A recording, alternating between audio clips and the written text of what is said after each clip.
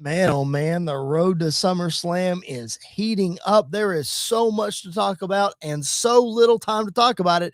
So we got to dive in. The Young Buck, Andy York, is with me. My name is Chris Belcher. Welcome to Squared Circle Radio live here on our YouTube channel. And Andy, man, everything is heating up. We got matches getting added left to right. There's a Saturday night's main event this weekend. Again, so much to talk about, so little time. Yeah, and it doesn't help that Raw is like almost 30 minutes. It feels like longer than normal. It took Yes. forever to get Yes. through the show in some ways. So there's a lot to talk about. There's a lot of different directions this conversation tonight could end up. And we could be here for an hour. We could be here until SummerSlam talking about it. So I mean, it's going to be all over the place.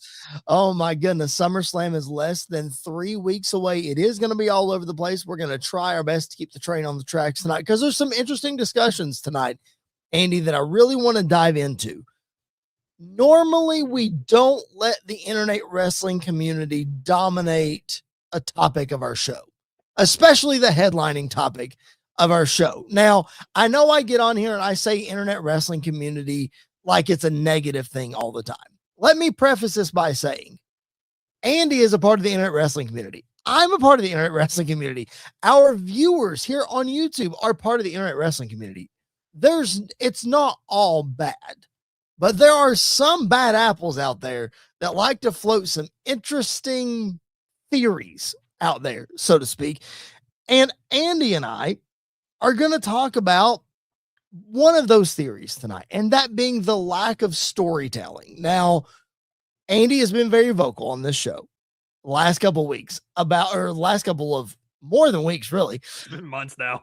About some interesting directions that WWE has gone in, and that logic is going to get applied to a lot of the show tonight.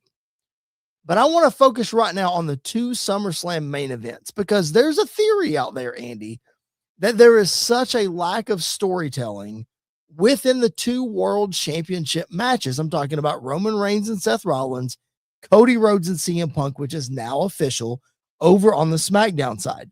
So let's start with the way that Raw ended tonight with the main event for the World Heavyweight Championship. Michael Cole called in the main event, so I assume it's going to headline one of the nights. Seth Rollins challenging for the championship that he never lost against his former Shield brethren, Roman Reigns. Now, Andy, the biggest issue that the internet wrestling community has with this match is it really for both matches, but this one in particular, no story per se. Somebody just walking out and claiming a title match and the other guy just saying, okay. Andy, you and I go back a long time with this story, obviously, and WWE has started with the video packages for this story, telling us about the Shield and the rise and the fall. So I can understand young fans not understanding the story that is here. Andy, but tonight, this promo and the promo between them 2 weeks ago, it told you the story. So this theory that's online about a problem, I don't think it exists with this match. It depends on what your definition of storytelling is, I think. Okay. In a lot of ways, because if it's a in-ring WWE, like they've been telling the story of the last couple of months, building to it. Mm-hmm. Like Cody's, for example, the Bloodline storyline and Cody Rhodes' story coming in, like to an end. Mm-hmm. That was a lot of really great storytelling from a wrestling perspective. But like going back kind of decades now. It's decades, yeah. I don't decade like and a half. That makes me feel really old. Stop it. Don't even. But like a story that goes a long time, isn't your traditional wrestling storyline that we're used to. Right. And I think that's kind of where this one falls in. I think it is a story, and I think there's a story that they are absolutely telling. And it seems like from the promos we've been getting and the way Michael Cole kind of put it on commentary tonight, that this might be the end of this story. Like this might be the only time we're getting it, which if this is the only time we're getting it, and the fact that we're getting it at SummerSlam, not WrestleMania, is a discussion that we could have if this is the last time that these two ever face each other. Sure. So I think there is a story there. I just think it is extremely layered. I think it's a lot like if you're showing somebody all of the Marvel movies that have been made and you start with Endgame. Yeah, there's a story, but no, like a lot of people, if it's their first one they're watching, they're going to be very confused as to what's going on, what's happening, and everything. So I think the same is true here, which I think the video packages are fine. I think we got to I think there has to be a way to make this story connect a little bit more. And I think tonight they did that. Like Mhm. tonight between Roman and Seth, I thought was fantastic. I was really worried that the way it was going at first. I thought that's all we were getting, and I was like, "Oh, this is not going to be a great end to this, especially with how long the show is going." But how it ended, and Roman kind of once again getting under the skin of his opponent, and Seth snapping out of nowhere from it and starting to attack him and getting physical. I think there is a story there that people are going to start to see as it goes on. But it's not your, you know, traditional story, I feel like, when it comes to a main event as big as this one can be.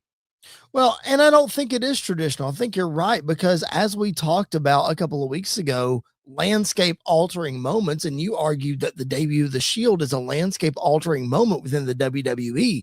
So you've got two guys that came up from the developmental system who are now the biggest stars on the show. And you look at a lot of internet wrestling community fans who have said, oh, well, these guys are just always in the main event. Give us something different. Give us something different. Well, Andy, go back and watch their interactions over the last couple of times they've been together, and just the chemistry that they have and the way that they're able to capture the attention of the crowd. And they're the stars of this show. No matter if we've seen them over and over or not, they're the stars of this show for a reason. And yes, it may be the last time that they ever face each other. And again, that's a discussion to have because that's a topic I thought of for a later show. We'll talk about that later. But regardless, if this is the last time, dude, the shots across the boundary at each other, man, they were landing some haymakers tonight. Like, I really thought, let's talk about the physicality for a second because I didn't like it. I did not want them to get physical tonight. And here's why. The way that I would have done it is, again, that's the next layer of the story. I understand the things that Roman was saying was to get under Seth's skin, and he did exactly what he was supposed to do. And if you're a man like Seth Rollins, you're going to snap. It's better than being called old and snapping on Roman Reigns, but the things that he said deserve for him to snap. What I would have rather have seen, let me defend my physicality point for a minute. What I would rather have seen is Roman say all those things and Seth Rollins say what he said, I'm not you, blah, blah, blah, blah, and getting all fired up. And then he could have ended it with saying, and I'm so glad that I'm in your head, and did his little Seth Rollins laugh and run through the crowd or do whatever, just something to not confuse Roman, but like keeping him on his toes because Roman felt like he had the upper hand. He thought that calling Seth's promo was boring was going to get under his skin.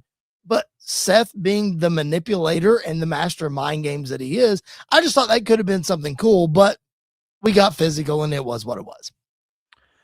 Yeah, I think if this is the direction they're going in, then tonight they needed to get physical to kind of keep it going. But that being said, like they keep saying Seth is his kryptonite. Like Seth Rollins is Roman Reigns' kryptonite.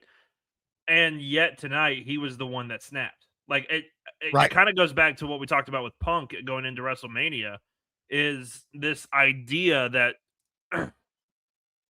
gotta figure out how I'm gonna word this because I don't want to make it sound like I'm the biggest Roman Reigns hater in the world because I think he's great. Whatever.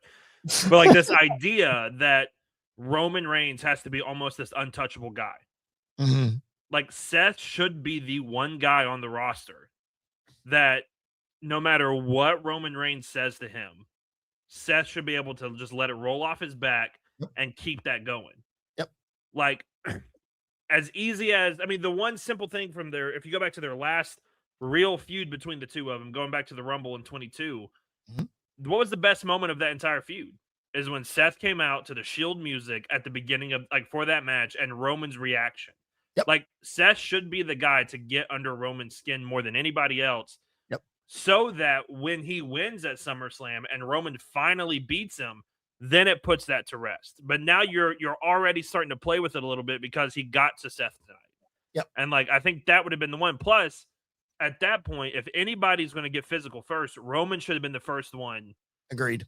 To snap than Seth. And so I think we're not going in the easy direction of this, which that's a story, that's a topic that we're probably going to end up having tonight, is Right. that the easy story is sometimes and most of the time the best story to tell. And when we start taking all these different routes and making it more complicated, sometimes you catch lightning in a bottle, but most of the time you back yourself into a corner. Yeah. Do you think it's a thing where I talked a few minutes ago about maybe newer fans not completely knowing the history of the Shield and trying to catch them up on this? Do you think it's a thing where it might be catering to those fans who aren't familiar with the last 14 years and only are familiar with maybe the last 4 years of Roman Reigns and have seen this Roman Reigns dominance, and WWE is almost too scared to show his kryptonite, to use your term, maybe because we saw it once, but it was at the hands of everybody and Cody Rhodes. And now Roman Reigns is, that's the one time he was vulnerable and now he's back, or, whatever, forget the loss to Bronson Reed, what have you. But do you think that's a thing? Like this is a way of protecting Roman Reigns? Honestly, I just think it's a wrestling mindset. Like in the 80s, in the 90s, who did they protect? It was Hogan. And then it was, Attitude Era is a little different, just because they hot shot everything. And it was just the Attitude Era in its own bubble is a wild time to look at. But then like post Attitude Era, Cena, like Super Cena, they never let Cena lose. Cena never lost. That was his whole thing. I think it's a WWE wrestling mindset is we have our number one guy, our top star, the face of the company, and he cannot lose. Or he cannot have a moment of weakness, or he cannot have this, that, or the other. And I think that kind of goes into it more than, necessarily the last 4 years. They want to keep this Mystique. Presentation of Roman Reigns. This has been the presentation of Roman Reigns since Vince was in charge. Right. Of this unbeatable guy that, whether fans loved him or hate him, that's his presentation. I think at this point in time, after like the perfect time to have that happen from a storytelling perspective is right after WrestleMania 40. Have him start going a little bit downhill because he's lost everything and he gave everything for the last 4 years. Right. So who wouldn't? And I think that was a missed opportunity that we're kind of feeling the repercussions of right now. Yeah, that is very possible. I mean, lots of different directions that you could go with that. And again, everybody's looking at this differently, so to speak. That's why the title of our show is Storytelling is Dividing Fans. Like you and I could look at this again. We've been fans for forever. We know the history of the Shield. We know how important this is. And this match is going to tear the house down. No matter which night that it main events, it's going to tear the house down. It's one that we've been waiting for a long time. But if you look at your up-and-comer fan, it's like, oh, well, this match doesn't involve Cody Rhodes. I don't want to watch it. Or this match doesn't involve Obafemi. I don't want to watch it. Kind of thing. They're not used to seeing Roman Reigns. But then he walks into a building. All that to say, WWE now more than ever, we're going to talk about this with our next main event and with a couple more things that are listed here for the show. WWE now more than ever is paying attention to what the live crowd reacts to, not what's online. And it's evident because of the way that the crowd reacts and the way that they continue to go with things. Well, again, I'll hammer that point home here in just a minute. If you're live in the chat with us, drop your comments, drop your questions. Let us know what you think. Roman Reigns, Seth Rollins, how tonight ended, that sort of thing. Andy, we're not going to get Roman Reigns next week. We saw last week Seth Rollins had a little bit lengthy of a promo. We'll have to see what happens next week because Roman's not going to be on the show. And then he'll be back for the go home edition ahead of SummerSlam. So what do we do next week I know I'm putting you on the spot here. What do we do next week to try to continue the momentum of this? Because we don't want this 2 steps forward and 1 step back thing that we got last week with the random insertion of LA Knight, which we'll talk about here in a little bit. And then you get Roman Reigns back tonight, and it's like, that's exactly what we needed. How do we not lose that next week? Yeah, that's the $1 million question, isn't it? Like Isn't that's it? the hard part of doing a massive story with Roman is he's not going to be there every week to be a part of it and tell. But I think them getting physical this week is a great way to keep him off of next week and have Seth come out and just talk about how he snapped and whatever. And maybe like I don't know if you want to add him into this, but like maybe Paul Heyman comes out and talks to Seth, or the unfortunate event, Jey Uso. Great nickname, by the way. A fantastic nickname. That needs to be a t-shirt immediately. Like maybe somebody like that comes out and just talks to Seth or something, but Seth needs somebody to keep him going because their initial promo and the promos tonight was awesome. Last week's promo was a snore fest. It was not good. And so we need something different, whether it's a sit-down interview, whether it's something to keep the momentum going, but to help him when Roman's not there at the same time. City Kitty live with us in the chat. She says, I feel like I know the history of the Shield, but needed a bit of a revisit to bring it to the current day. Exactly. That's what we got to do, because you've got kids that are watching the show now who weren't born in 2012, and they need to understand why this main event match means so much. So I'm right there with you. Andy, let's talk about the WWE Championship match and the potential lack of storytelling that might be involved in this, because Andy, as the internet wrestling community has said, somebody just walks up and asks for a championship match. The champion says, okay. The GM says, let's do it. And that's how we get CM Punk versus Cody Rhodes at SummerSlam. Now, there's a bigger issue that's involved here before we get to Cody. Andy, I want to bring up, we reacted to CM Punk's championship win last week. That show's available in our archives. Go check it out. Did tremendous viewership for us last week. Thank you all so much for that. If you missed that show, go back and check it out in our live archives. Andy, there's this narrative on the internet that CM Punk is now CM Hogan and that he's politicked his way into getting this championship match in Chicago. And he wasn't coming back unless he got this, unless he got that, unless he got this, unless he got that. As a CM Punk diehard, how much of this criticism do you buy into, if any? None of it. Because these are the same people that called Becky Lynch Hogan. They've called, basically, like, if there's a wrestler that they don't like that's getting attention, they throw Hogan's name in the mix of it too. Because these are also the same people that, if you go back and look, are probably hating the fact that Sami Zayn won the WWE Championship in the first place. That's probably true, yes. Yeah. So there's a section that you're never going to make happy unless it's Cody, unless it's Roman, unless it's insert their favorite here, which I have a tendency to fall into that camp from time to time as well. But no, that to me, that makes no sense. I honestly think the whole plan was to get to Punk versus Cody at SummerSlam. Mm-hmm. And they threw the swerve of Sami Zayn in there just to make things interesting and spice things up. Because we talk all the time, people say on the internet all the time, if it's been predictable, everything's predictable. Oh, you give me an unpredictable moment. Well, I hate that because I didn't see it coming. Like it's that mindset that people have. Yeah, that's exactly. So I don't see it coming. Plus, talk about the live crowd reaction when Punk walked out with the WWE Championship. People were pretty happy about it. So I don't think it's a big thing to worry about from that side. Yeah, I thought they were a little bit down on Friday. I don't know why that was. Maybe it was the specific town. I'm not saying they hated Punk being champion by any stretch, because they were certainly booing Sami Zayn when he came out with the championship. So it's not like they were, we want Sami, or whatever.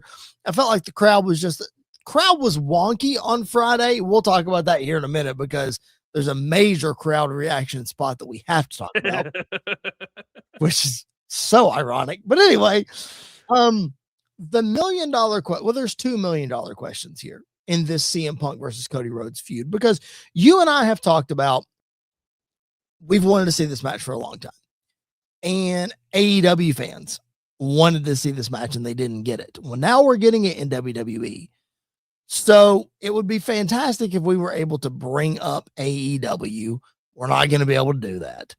But the $1 million question, Andy, was talked about on Busted Open today. The first one being, was this plan for CM Punk to win the championship? Go back to the promo after WrestleMania. Championship matches fall out of the sky. Well, what happened? A championship match fell out of the sky. Do you think this was legit, the plan all along? Or did they somehow stumble their way into it? Because you don't write Punk off TV at WrestleMania. And I mean, he's been going hard. You know he's going to get a vacation. And he just so happens to come back in Chicago for a championship match that fell out of the sky. It's just too much coincidence for me, Andy.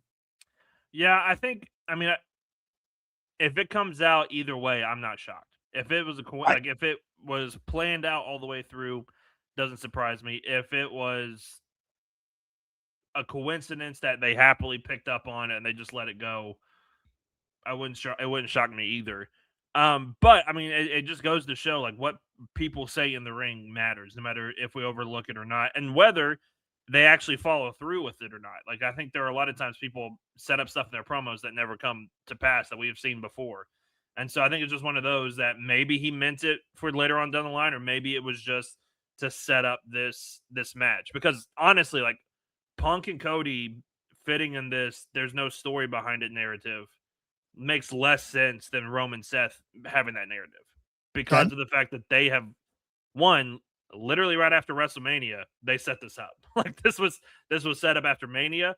This was also set up after, like, the Rumble the last 2 years, and after Mania like 2 years ago. Like, this has been a thing after WrestleMania or after the Rumble. You know you're going to get an interaction between Cody and Punk to set up whenever they're gonna fight and wherever they're gonna have a match.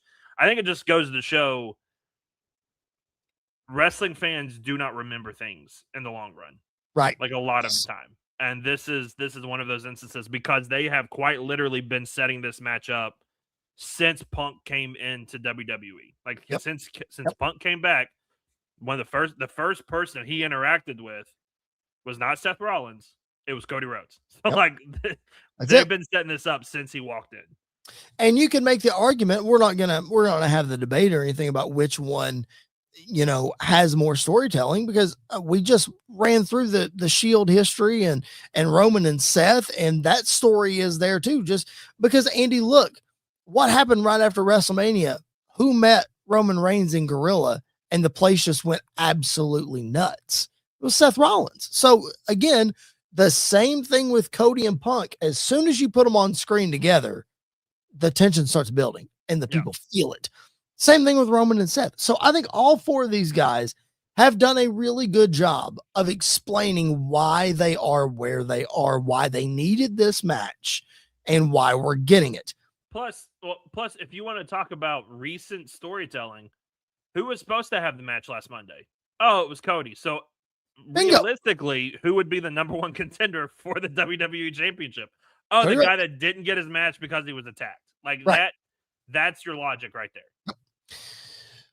We're coming to the part of this discussion, the second $1 million question. I haven't forgotten about the second $1 million question yet, because the second $1 million question pertains to what we're going to see at Saturday night's main event coming up this weekend. Now, we're going to preview the rest of the show here in just a minute, but we have this tag team match, Cody and Punk teaming up against Gunther and Sammy. Kudos to WWE for not going back to this well as often as they used to, where the champion and his challenger are teaming up. Can they coexist? Blah, blah, blah, blah, blah. Tag titles are not on the line, because that was the phase we went through too.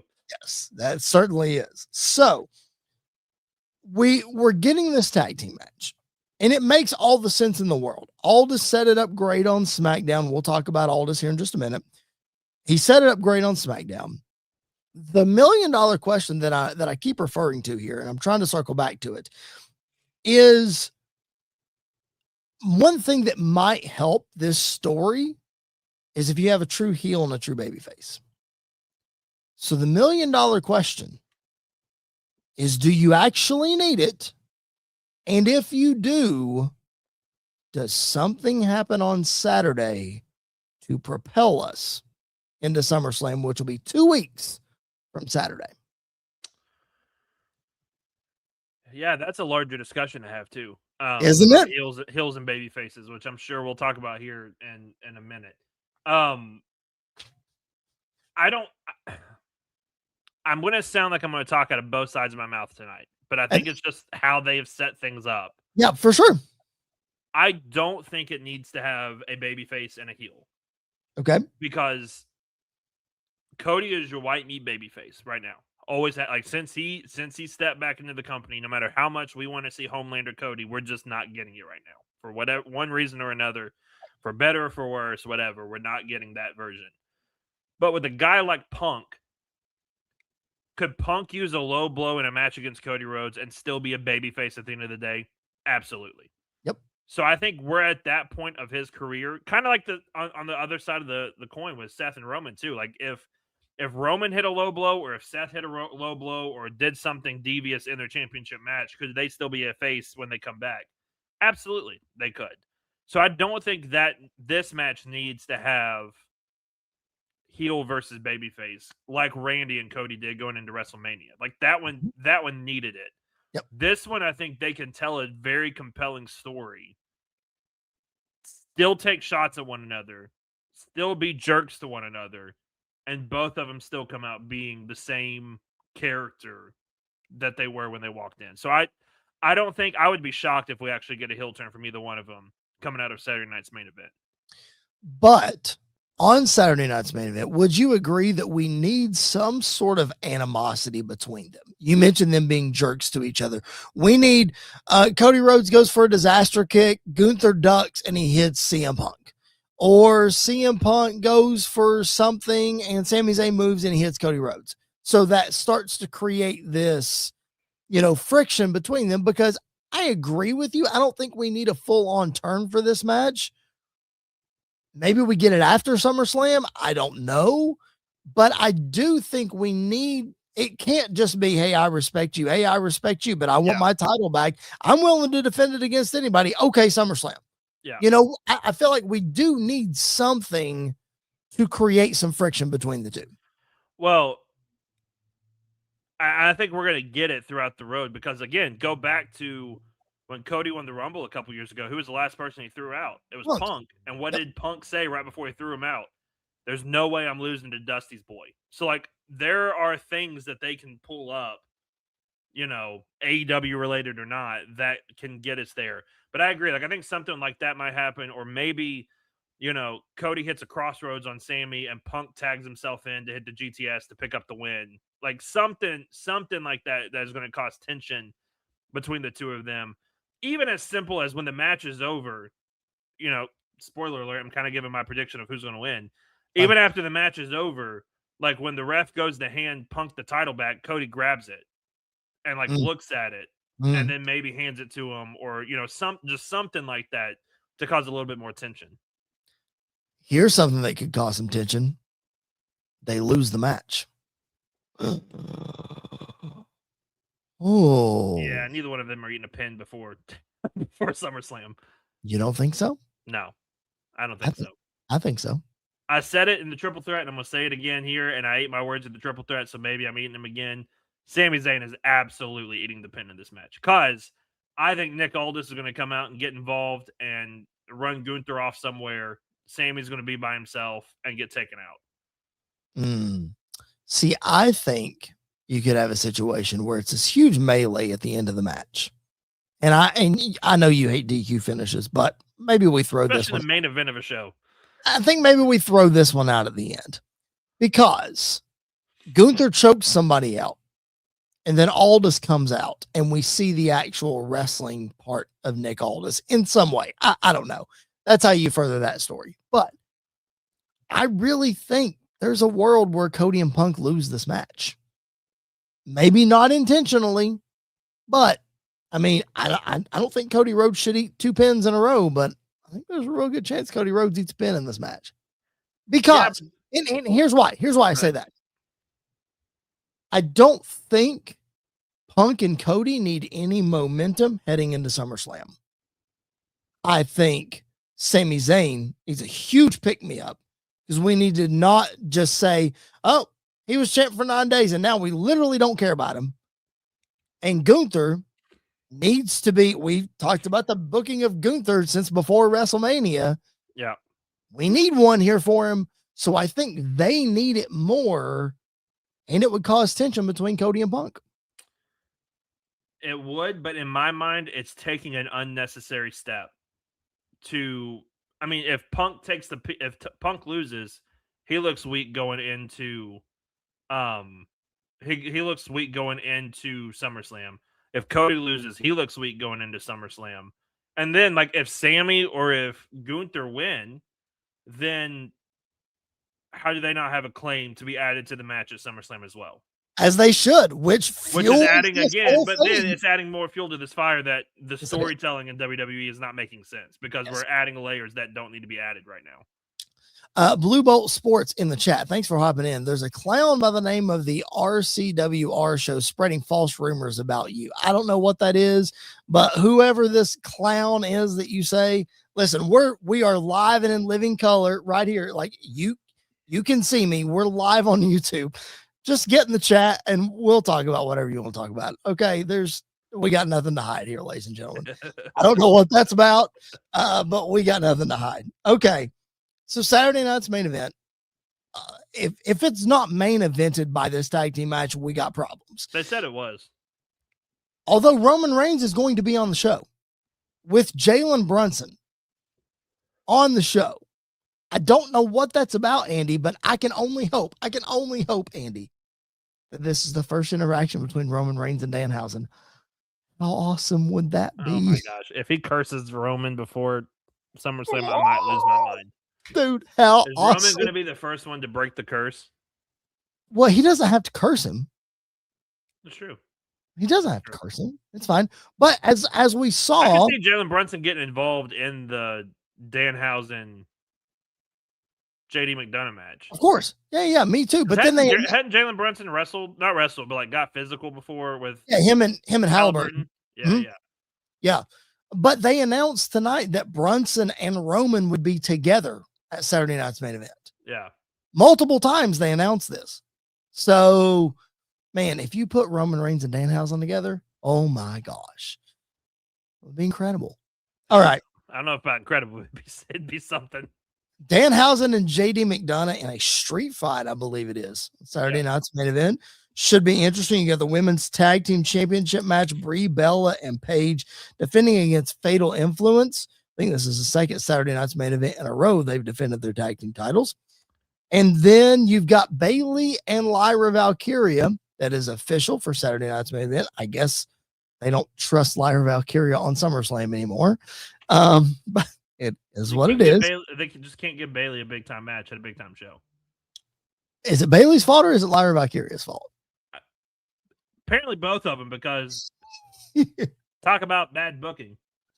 Oh my goodness. Okay, bad booking. What do you like? What do you not like about this card? What do you think? About this card? I like that we're getting Lyra and Bayley. Like I think at least on Saturday night's main event, that'll give them time to do something more than it would SummerSlam. I feel like even on a 2-night SummerSlam, they wouldn't get the time to shine. They wouldn't get everything that they needed. I like that we're getting it there.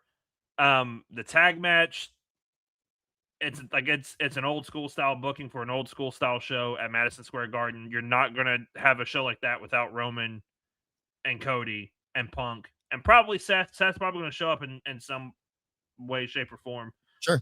So I like the way we're heading.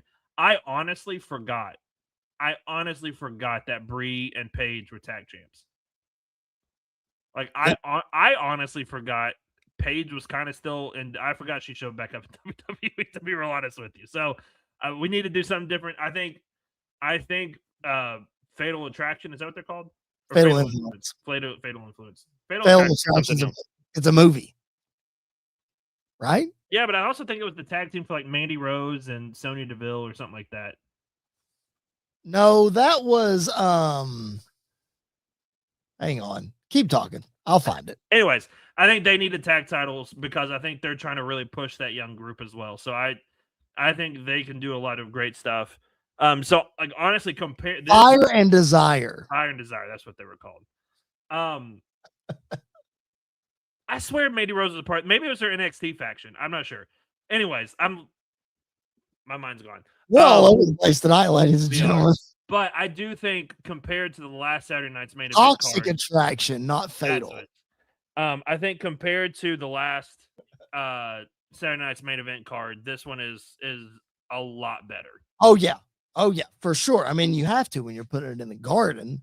I mean, you would think that you're making it as big as possible. And then we talked about this Punk Cody thing, and they brought it up on Busted Open. It's like this is because this happened at Saturday night's main event.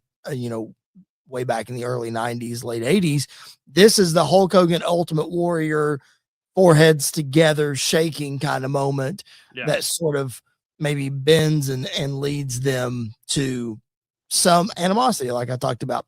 City Kitty in the chat, speaking of the women's division, she thinks Stephanie McMahon may be back in time for SummerSlam. Well, what do you do with her, though? You've already got Liv. Well, I guess she can cost Liv. I guess that's fine, but yeah, maybe. I don't know. The women's division is a discussion that we need to have at a different time. The tag division is a discussion we need to have at some point. We listen, there's a lot of discussions to have, and there's just not a lot of time to have those discussions. We need to carve out, listen, if WWE would just slow down on some big things, it's SummerSlam season right now. There's a lot to talk about. If they would slow down on some of these things, we can get some of these big picture discussions. Or do good or do bad, but don't do both at the same time because then there's a lot more to talk about like that. That's true. We got to analyze both sides, don't we? All right. This is Squared Circle Radio. Thank you guys for being tuned in with us live. If you're listening or watching the replay, thank you for doing that as well. Drop your comments and questions. We would appreciate that so much. Let's take a little pause for the cause right now and hear from our favorite sponsor, the only sponsor here on Squared Circle Radio, the Reverend Tom Bryce and SportsWire Radio. Looking for all the latest happenings in the world of sports and wrestling? Well, you're in luck because SportsWire Radio has you covered 24 hours a day, 7 days a week, and 365 days a year. With great shows in the world of sports, such as the Pinstripe Chronicles, hosted by Uncle Tats, Donald Stewart, and Rob Barrows. New York Baseball Talk with Chris Bazaya and Rob Maraska. The Liftoff Jets, also hosted by Chris Bazaya and Sharman Phillip. Neil Villapiano and the Devil's State of Mind. Randy Dillon's Hockey Fan Chat. In the world of wrestling, SportsWire Radio has you covered with Squared Circle Radio, featuring Chris Belcher, Andy York, and Jared Justice. Those sit-down marks with DB, Primo, AJ, and Michael. A work in progress, featuring the Mayor of Canton, Piles, and Glenn Abbott. You can catch all of these great shows and more anytime, anywhere, and any place via the Listen Live button on SportsWireRadio.org, and you can also catch SportsWire Radio anytime on YouTube at SportsWire Radio 6579 to catch all the latest happenings in the world of wrestling. SportsWire Radio has you covered. It's all sports matters and all wrestling matters here on SportsWire Radio. I am your host, the owner of SportsWire Radio, the #1 global radio station, the owner of the Promo Wrestling Federation, and one of the owners of the Pride Wrestling Federation, your voice, figuratively and literally, where all wrestling matters, the Reverend Tom Bryce. Thank you, Tom Bryce. Thank you so much for your support. We appreciate it so much. And we appreciate all of you and your support for watching our show, listening to our show, all those kind of stuff. Subscribe to the channel if you haven't already. We would appreciate that so much as well. Andy, let's rapid fire 1, 2, 3, 4, 5 topics, 6 topics on the way out here as rapid fire as we possibly can, because there's a lot to dive into, especially with the Bloodline storyline. Now, Andy, your wish has been granted by WWE. Roman Reigns is kind of removed from this right now. Like, Roman and the Bloodline have their own thing going. Now they're trying to connect Roman to it. I get it, with Solo or whatever, but they sort of have their own thing going on. And I'm having a really hard time trying to explain it I'll say this, Andy. We're going to have the Usos and Jacob Fatu, who to my knowledge weren't on the same page at all until tonight, against Royce Keys, who was supposed to be on the same page as Jacob Fatu, along with Solo Sikoa, who supposedly hates everybody and just doesn't get along with anybody, and teaming up in a 6-man tag with LA Knight, who supposedly hates everything to do with the bloodline, including Solo Sikoa, but tonight he's supposedly okay with him. I don't know about you, but tonight was kind of fun chaos in a weird way. I don't know where we're going with it. I don't know what the meaning of it is, but it was kind of fun chaos. If I knew who to cheer and boo, then yeah. Like, that's my thing about this whole bloodline saga, this whole bloodline storyline that we're going through right now. Didn't remind me if I'm wrong, because I could be wrong. Okay. Roman sent Jacob to SmackDown to get Solo back. That is correct. Yes. So Roman, the babyface, sent Jacob, the tweener, to pick up the heel to come back to the babyface team. Am I correct on that? Seems to be correct. Yes. Yep. And then over the last, I don't know, couple hours now, Solo's the babyface and Jimmy and Jacob are the heel. Yeah. Yeah. But Solo's the leader of a heel faction on SmackDown. No, they left him. They kicked him out. Oh, that's right. But still, like, I'll say this, because they kicked him out, I do like this lone wolf Solo kind of thing. I really I love what he did. The best version of Solo Sikoa we've ever, like, if it's taken this long to finally get Solo where they want him, then congratulations. Yes. But I am so confused. Like, is Royce Keys a babyface now? Is he a heel? Is LA Knight a babyface, or is LA Knight a heel? Yep. You know, is the Unfortunate Event, again, great nickname. Is he a babyface, or like, I get the tweener aspect of pro wrestling. Like, you have to have tweeners. Yep. Not everybody needs to be a tweener, though. Right.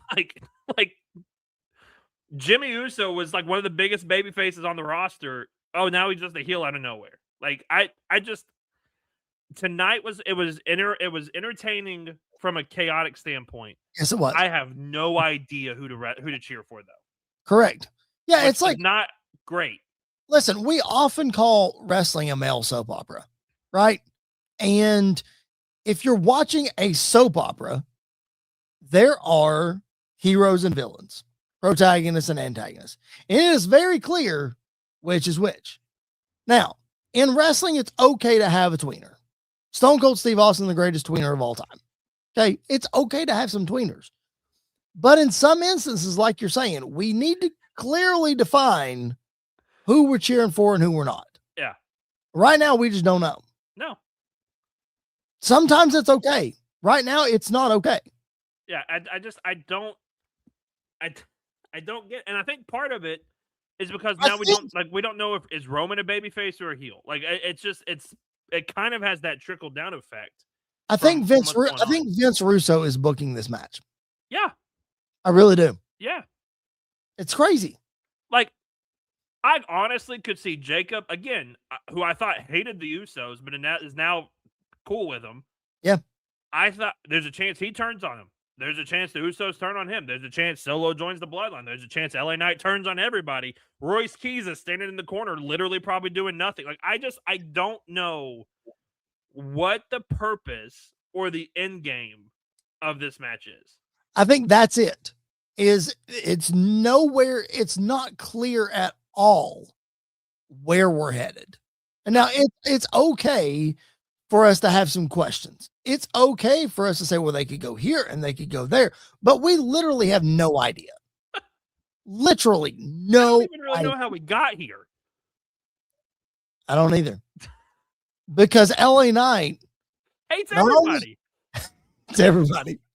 Because he's got a problem. Hates everybody. And I get it. Like, the enemy of my enemy is my friend, but like, you two hated each other too. So like, I know. I don't get it. I would you know how I am with, like, just let them cook. Let's see what happens.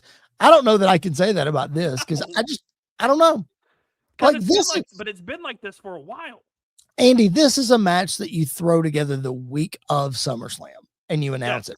We've got 2 weeks before SummerSlam for them to find a meaning to it, I guess. I don't know.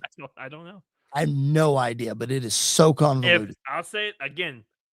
If this ends with LA Knight winning and moving on to win Money in the Bank, okay, cool. We won't even remember that this match happened. We won't even remember that they were all teamed together.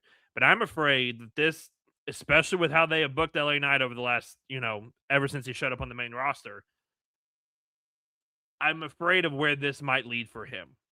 Of momentum going up, and then all of a sudden, out of nowhere, just being dropped all the way back down for no reason, with no explanation. I really think it would be good for him to win this match and actually get a shot at Roman Reigns at whatever the September pay-per-view is. Well, give him a shot. He hates the bloodline so much. He hates Roman Reigns so much. So then if you want to add tension of his championship with Money in the Bank, of all the people on the roster, who would have that most tension? Right. It would be LA Knight, So I think that needs to be the direction they're going in. Now, there's no way LA Knight's going to cash in and win the title. No. But I don't think you could put the briefcase in anybody's hand right now, and I would say, yep, they're going to be champion. I don't see anybody like that on the roster. I think there's a few. I think Finn Balor is a perfect example of one. Finn Balor and LA Knight are on the same booking level to me. Of how they booked them. We'll talk about Finn in just a minute. Let's talk about the other thing that happened on Monday Night Raw tonight. Chad Gable wins the gauntlet match to face Penta at SummerSlam in his hometown in Minneapolis, Minnesota. I'll be honest, I did not get to watch the entire gauntlet match, but I watched everything Chad Gable, so yay me. I am excited for this. I think this will probably be the best match of both nights. I'll go ahead and say it right now. I think it could easily be the best match of both nights. In ring wise, probably. I think Cody Punk could be right up there. I think they could do something crazy. Yep. But yeah, I think this is up there. And honestly, if you want to see the best section of the gauntlet match tonight, Javon Evans and Dragon Lee. I mean, they tore the house down. Javon hit a suicide dive where he ended up in the front row. It was wild what they did tonight. So definitely go check that back out. Okay. But Chad Gable, Penta, it's going to be hard for them to do anything other than have a great match, I think, for the IC title. Speaking of titles, let's go SmackDown. And let's talk about I'm not even going to hold back here. I'm just not. The absolute most ridiculous, disgusting excuse for a championship that I've ever seen in my life. Andy, I know that Trick Williams comes out in a fur coat. And I know that he has all this swagger. How in the world do you expect me to take this man seriously when he has a championship belt wrapped in fur? How am I supposed to take him seriously? The same way we took guys like Brock Lesnar seriously when he had a boombox for a Money in the Bank briefcase. Or John Cena with a spinner title. But this is a fur championship. I'll say this. Are you ready for this? I'm really going to set you off. This is one of the best legacy, custom championships they have ever made. Listen, I can kick you out of this stream and I can mute the mic. It's just that's ridiculous. That's the most ridiculous thing I've ever heard. I think it's one of the best. That is the most ridiculous thing I've ever heard. That is insane. Andy, I think the best one out of all of them is Naomi's light up one. That one was awesome. That is true. 100%. Awesome. That is true. Trick Williams is right up there with it. I love it. No, I think it fits the character. I think it fits who Trick Williams is. I love it. Andy, listen, a couple weeks ago, I guess a month or so ago on this podcast, I sat here and defended Trick Williams as possibly being a bigger star than Obafemi when it's all said and done. And I had to swallow that argument when the gingerbread man showed up. Now we get more ridiculous than the gingerbread man, and we get a fur championship. Andy, I completely take back any argument that I have for Trick Williams.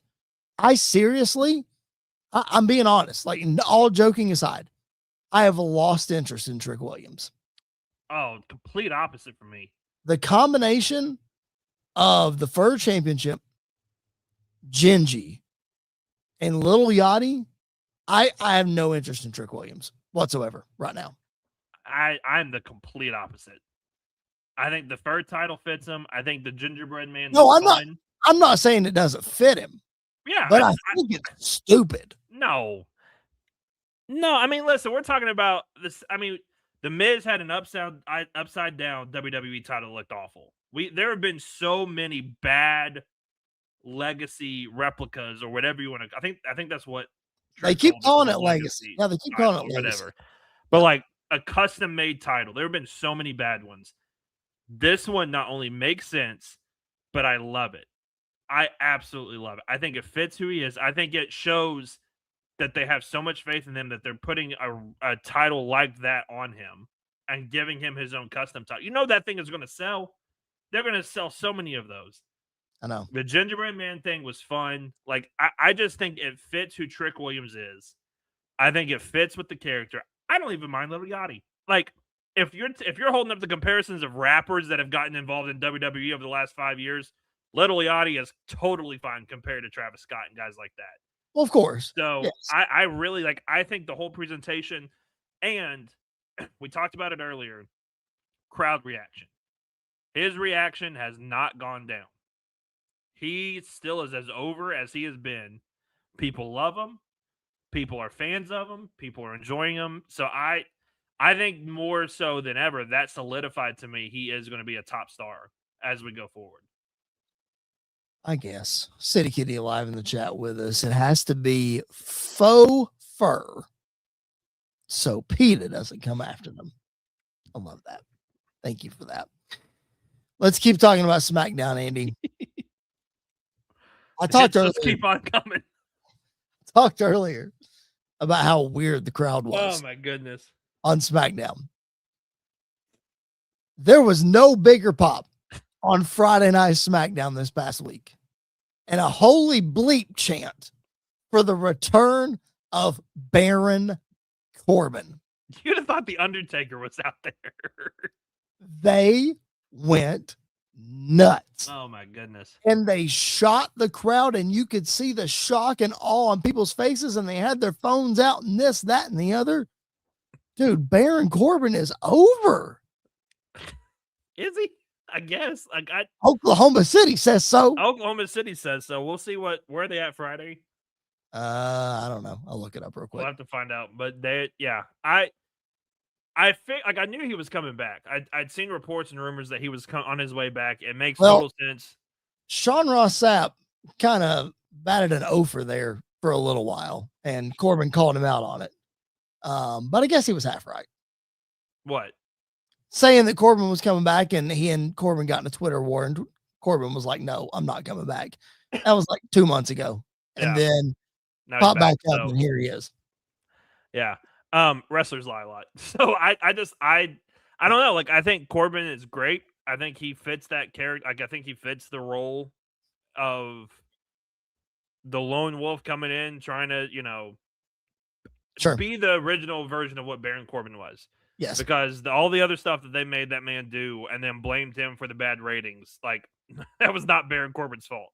Listen, but he was able to get over Bum Corbin, Happy Corbin. He got that stuff over. He got that stuff. So much so, man. Just listen. Like I heard Sam Roberts talking a little bit about this on his show.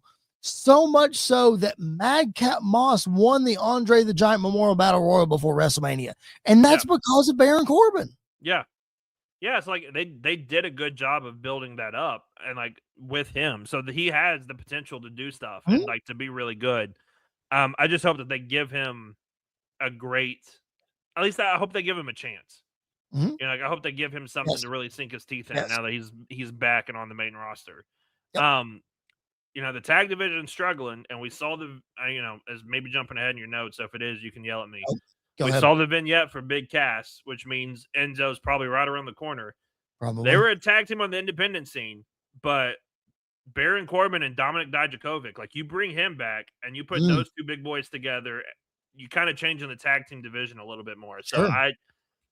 I think that's a real possibility and something that they can look into and explore. But I'm curious, like I'm interested to see what Corbin does. I don't think he's going to be like a main eventer now coming back in. I think he's middle of the road mid card, and I think he's going to play that part really well. Well, let's look exactly at what he did when he came back. He interrupted the Trick Williams Carmelo Hayes match. He laid them both out with the most devastating finisher in all of wrestling, the most protected finisher in all of the best wrestling. looking finishers. I mean, Carmelo Hayes took that thing like a champ. He took it so well. But then he picked up the U.S. Championship.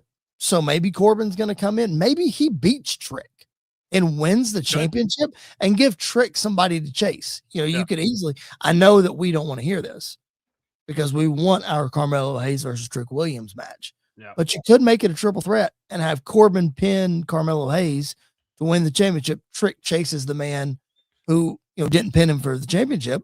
Yeah. That's a story. You could get Trick over that way. I don't know. Yeah, that's a possibility. All right. I talked about it a few minutes ago. The other huge pop from Friday Night SmackDown, man, Finn Balor is over right now.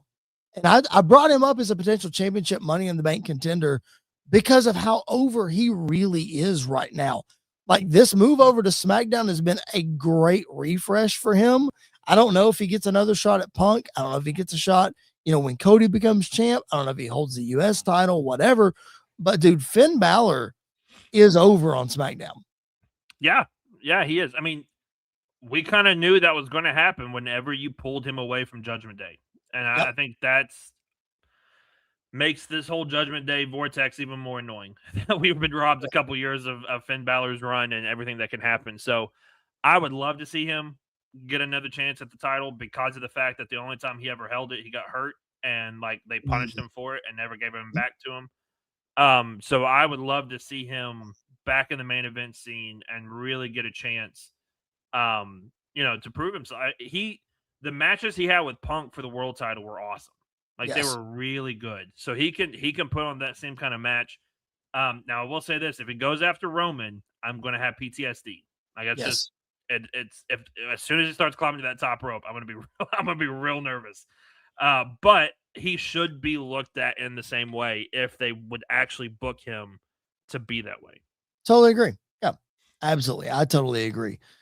Speaking of that devastating injury that happened 10 years ago, one thing we do on this podcast is we like to look back on some old school stuff. It is SummerSlam season, and this is a timely topic, Andy, because if you're not familiar, I will show you a picture. It's not gruesome.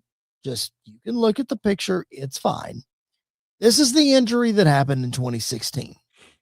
Finn Balor versus Seth Rollins for the vacant Universal Championship. Finn Balor 10 years ago. Was 10 years ago. Yes, 10 years ago. Finn Balor was the first WWE Universal Champion by winning this match. However, this move right here completely devastated Finn's shoulder, and he was out for, 9, 10, 12 months, whatever it was. So he vacated the championship the next night, and as you just alluded to, he has not been champion since. Andy, we often talk about this as one of the biggest what-ifs in wrestling history. What if Finn hadn't gotten hurt? Well, let me put a new twist on this biggest what if. Because Finn Balor was on Chris Van Vliet's podcast last week. If you haven't listened or watched that, please go do it. You talked about the CM Punk matches, and he referenced those, and Finn got emotional, and I've never seen that side of Finn before, and it's just an incredible story. But he talks about this match. And he says in the match that he told Seth, hey, I'm hurt real bad, and I'm going to be out for a while. Should we change the finish?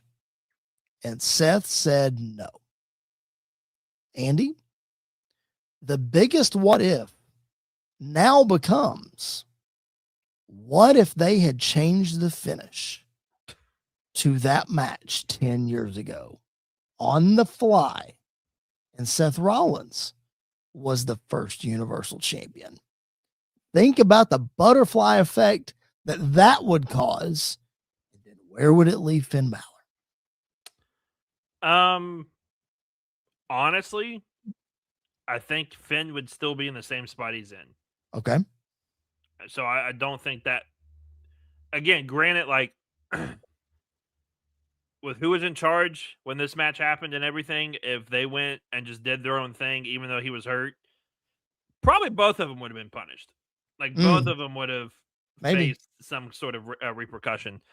I don't see much changing though after that. Like I still think, because what it led to is you get that awesome match on Raw where Triple H turns on Seth and Kevin Owens becomes the Universal Champion. So I don't think, like, if this reverses, if Seth wins instead of Finn, I kind of see the same thing happening. Like I still think they wanted to get to Triple H versus Seth, and I don't think they wanted the title on the line for that. Right. So I think they wanted to get to this with Kevin Owens. Maybe not Kevin Owens being champion. I think they wanted Finn to be champion for a while. Right. Maybe. I think Roman was probably going to win it at whatever the next big show was after that. So Survivor Series. Right. Or the Rumble. So I do think like there was a plan in place for Finn to have somewhat of a title reign. But with it switching, like if Seth would have won, I still think Kevin Owens would have done, like I still think they would have done what they did. Maybe not as quick, but a month or two down the line. So you think Finn at least would have been in the same place? Like you don't think if that finish changes and Finn loses and he goes out for a while, you don't think he comes back and then wins the championship? No, okay. I don't. I don't. I think that was a time period where Vince tried to do the NXT thing, and he wanted to give the NXT guy a shot, and he gave Finn a shot, and Finn got hurt, and in Vince's mind, that was it. Sure. So if he loses there, then I don't think he comes right in and wins the title whenever he's come back from. I honestly think it's the same effect, and he's a mid-carder because that's all Vince saw Finn Balor as was a mid-carder who had a cool paint job gimmick that he would pull out for every big pay-per-view that they had, and that was it. It's a fun discussion to have. It's a fun twist on a biggest what if. Again, I'd never heard that before in that interview with them talking about potentially changing finish mid-match. The one thing I do remember from that match is if you go back and watch when they unveil the Universal Championship, the place boo big time. Big time. That title looks so bad. I forget how bad that title looks. Yeah, and I feel like they changed it after the original. Like it wasn't like they, I don't know, made it less of a deep red. It was deep. Yeah, it was bad. I don't know who approved that, but they probably should have lost their job right after that because that was bad. Looks good, pal. Let's go. Put it on TV. Yeah. Not gonna throw him under the bus anymore. All right, man. That's all I've got in my notes. We covered a lot of ground of things that are happening in the world of WWE. Anything else that you had in mind that you wanted to add before we get ready to sign off here? No, just again, we got a lot coming down the pike. Like we got a lot for SummerSlam heading our way. Saturday night's main event this weekend, so who knows what could happen. And really, like we've got 3 matches that could main event this show. So figuring out what's going to be where and what's going to happen. Because you can't deny Punk and Cody. You can't deny Roman Reigns and Seth Rollins. And you cannot deny the rise of Obafemi right now either. So the promo he got tonight, the people were behind him. So much so that like the crowd chanting was louder than Brock's music. Yes. That's wild. Like that's wild how over Oba is.